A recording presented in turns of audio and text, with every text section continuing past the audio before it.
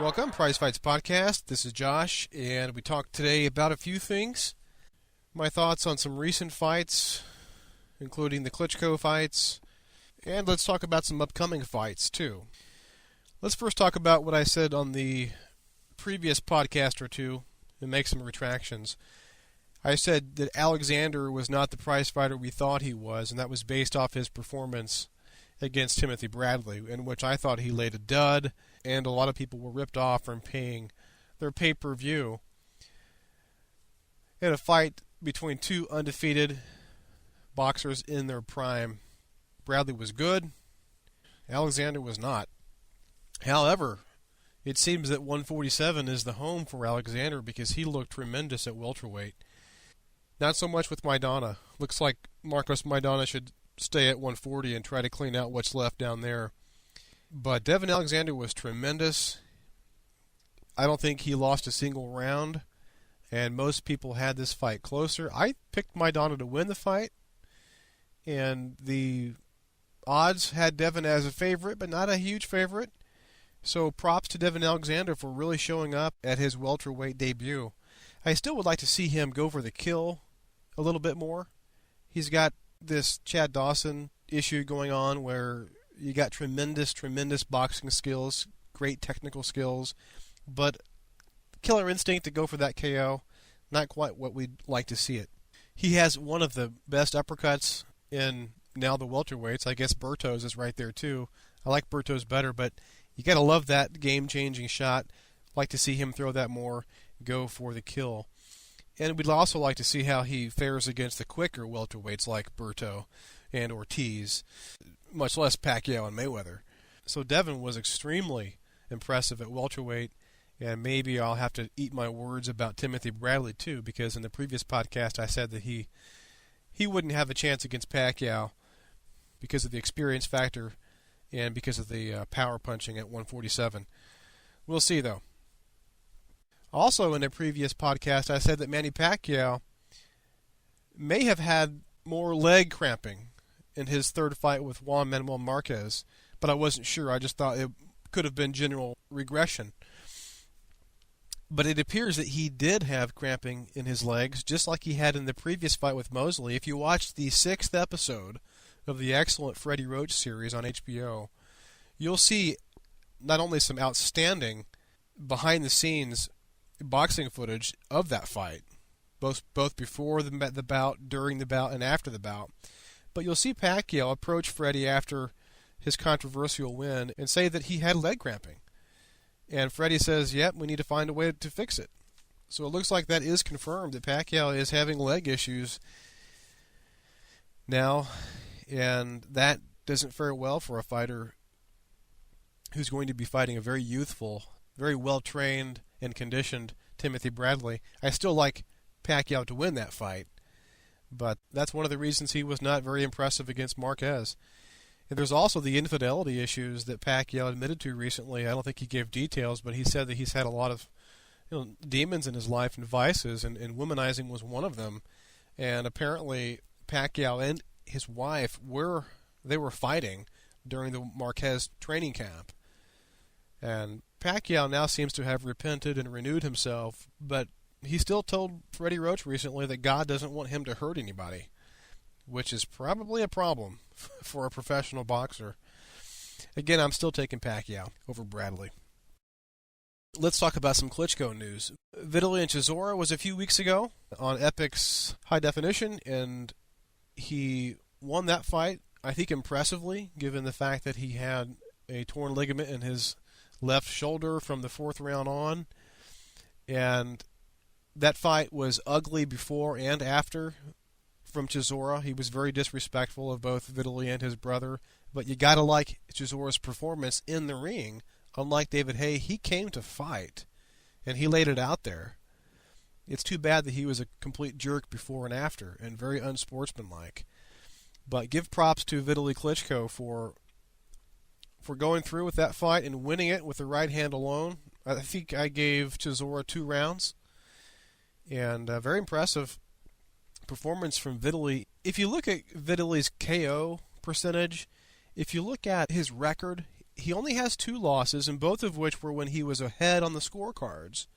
In one, he retired, I believe Chris Bird, because of a shoulder injury. He was well ahead. I think he was owning every round, and some people questioned his heart after he withdrew. The other one was the fight against Lennox Lewis, which is very unfortunate. It had to end by a TKO. He had a huge gash in his eye, Klitschko did, and the fight was stopped, and Lennox Lewis got the victory. Again, Klitschko was ahead on the scorecards. So that says something for a guy who, in his only 2 defeats, was winning the fights. And even though he's 40, he seems to be very effective still at beating everybody in the heavyweight division whose name is not Klitschko. Vitaly is still upset that he did not get the KO. Feels like Chisora needs to be taught a lesson because of his behavior outside the ring. And I wouldn't mind watching that rematch. I also would not mind watching Chisora fight David Haye.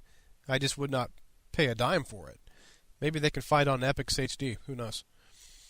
And then there was the Vladimir Warmack fight, which ended in a 4th-round KO by Vladimir, which we all expected. He was very impressive, and this is what happens when people disregard their natural weight. We have weight classes for a reason.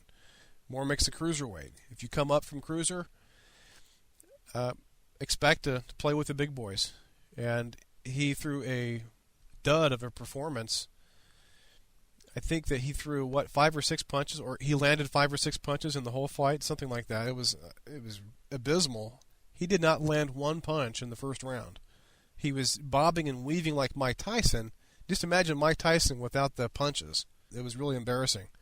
So he got what he deserved from stepping up outside of cruiserweight to fight one of the best fighters of our generation.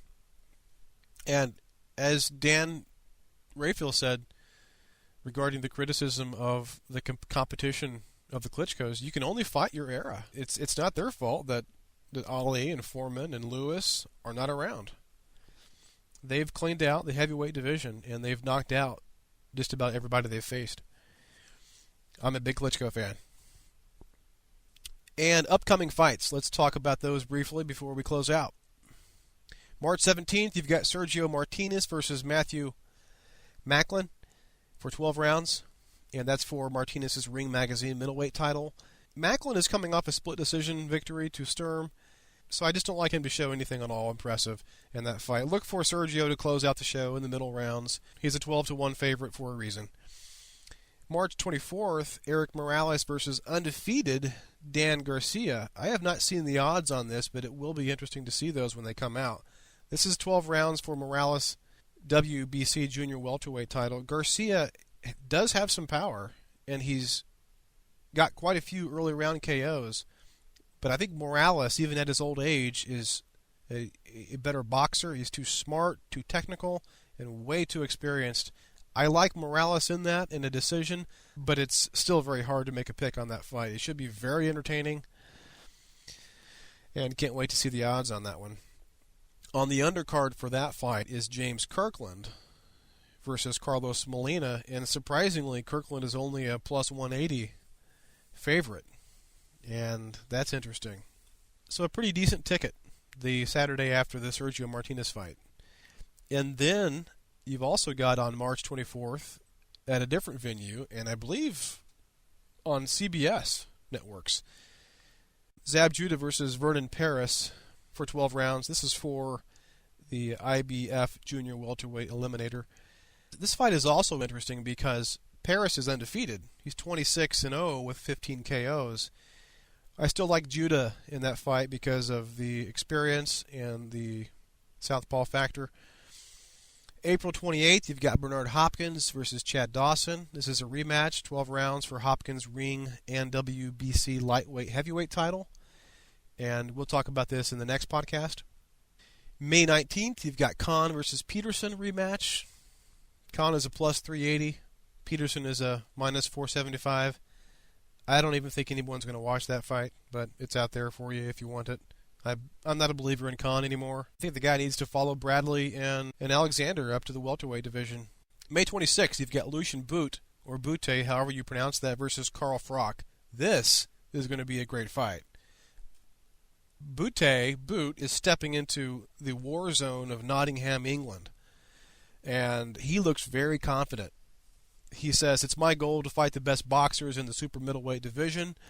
Carl Froch belongs in the elite of the super middleweight division, and it will be a great fight. I'm very confident, and it will not phase my fighting in enemy territory. He also says supporters of Carl Froch will live their greatest disappointment. The IBF belt will fly round trip Montreal, Nottingham, and back. That's going to be a great fight. Gotta love that one. I think Boot will win that fight. I'd like to see him fight Ward after that. So often we don't get the fights we want. We get the fights the promoters want. But everybody wants Ward versus Boutte. Give us that fight, please. Well, that's it for this edition. We'll see you next Friday.